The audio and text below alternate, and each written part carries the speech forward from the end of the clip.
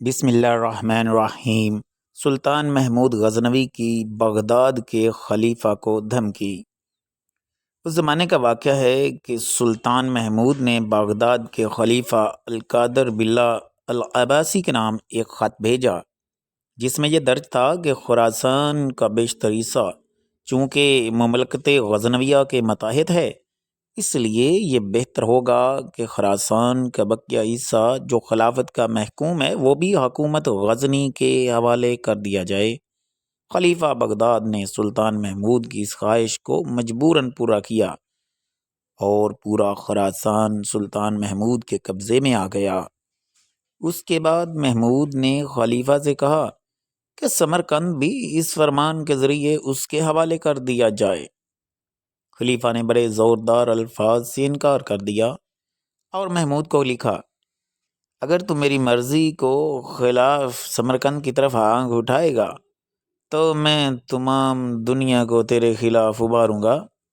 یہ جواب پا کر محمود کو بڑا غصہ آیا اور اس نے خلیفہ کے قاصد سے کہا، میں اب جان گیا ہوں کہ تم لوگ یہ چاہتے ہو کہ میں 1000 کو پیکر ہاتھیوں سے دارالخلافت کو روند ڈالوں اور بارگاہ خلافت کا ملبہ انہی ہاتھیوں پر ڈال کر غزنی لے آؤں۔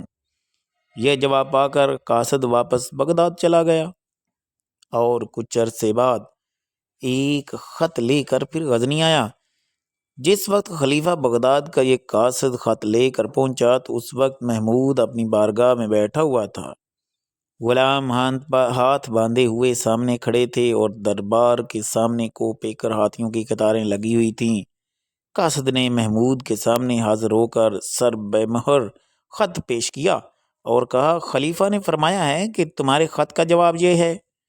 معاملات خارجہ کے امیر وزیر جتنے بھی خواجہ ابو نصر روزنی نے یہ خط کھولا اور دیکھا کہ اس میں بسم اللہ کے بعد چند سطور حروف مقطعات الف لام میم میں لکھی ہوئی ہیں اور ان سطور میں لکھا، الحمدللہ رب العالمین والصلاة والسلام علی رسولہ وعلی آلہ اجمعین۔ اس عجیب و غریب خط کو پڑھ کر وہ سن کر سلطان محمود اور تمام درباری بڑے حیران ہوئے اور دیر تک غور کرتے رہے، اس تحریر میں خلیفہ بغداد کی کیا مراد ہے اور ان مقطعات سے کس امر کی طرف اشارہ کیا گیا ہے۔